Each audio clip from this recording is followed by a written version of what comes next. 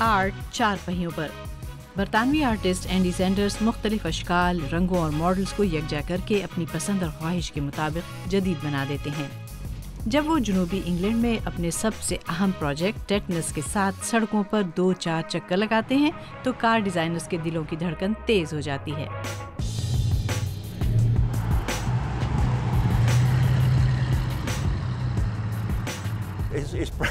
یہ میرے چہرے پر ایک مسکراہٹ لے آتی ہے۔ یہ بہت خوبصورت کار ہے۔ یہ میری اپنی بنائی ہوئی ہے اور ایک بہترین کار ہے۔ یہ ایک آرٹ ڈیکو مجسمے اور ایک پروٹوٹائپ کی طرح ہے۔ یہ انتہائی جوش دلانے والی دلچسپ شے ہے جس کا تعلق آنے والے وقت سے ہے اور نہیں بھی، کیونکہ یہ ایک تبدیل شدہ کار ہے۔ اینڈی سینڈرز کی آرزو یہ ہے کہ ایسی کاریں تیار کرے جو پہلے کبھی کسی نے نہ دیکھی ہو۔ اس کے لیے انہیں مشکل سے مشکل کام بھی آسان لگتا ہے۔ میں نے واقعی اس کار کی تعمیر میں 17 سال صرف کیے ہیں۔ میں نے اس پر 7000 گھنٹے کام کیا۔ آپ جذبے کے بغیر اس قدر محنت مزدوری نہیں کر سکتے۔ 2003 میں اینڈی نے پرانے زمانے کی کورڈ ماڈل کی ٹیٹنس یعنی 1937 کے اولڈ ماڈل کی طرز پر اس کی تیاری کا کام شروع کیا۔ نمونہ بہتا ہوا پانی کا قطرہ، پرانے وقتوں کا برباد شدہ نمونہ، دراصل ان کے کاموں کی اساس۔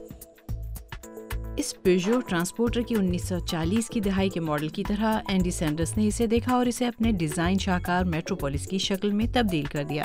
جب سر پر کسی نئے فنی شاہکار کی تخلیق کی دھن سوار ہو تو وقت ان کے لیے کوئی معنی نہیں رکھتا۔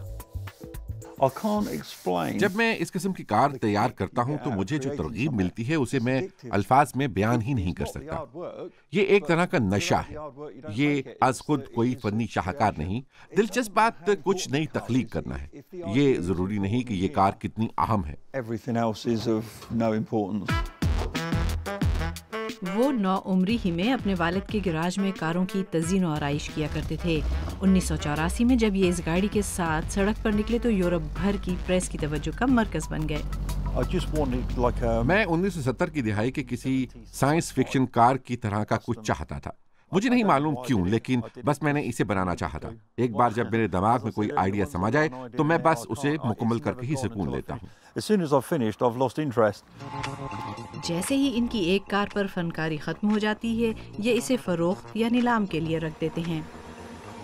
2006 میں انہوں نے پوری دنیا میں اپنی ایک نہایت فلیٹ گاڑی کے ذریعے غیر معمولی شہرت حاصل کی۔ اس کے ساتھ ہی یہ Guinness book of world record میں شامل ہو گئے اور 2010 سے اپنی جدت کی وجہ سے آٹو موبائل کے بینکسی کہلانے لگے۔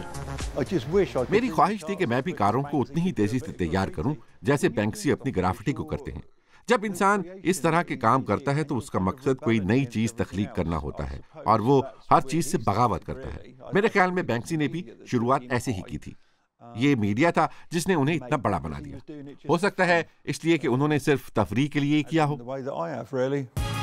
اینڈی سینڈرز تفریح اور شوق سے موبائل مجسمے تیار کرتے ہیں جن کی نمائش پہلے ہی بہت ساری آرٹ گیلریز میں ہو چکی ہیں۔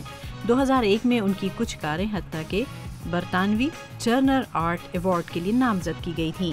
اینڈی سینڈرز کی اگلی کار سب سے خوبصورت اور ان سب میں بہترین ہوگی۔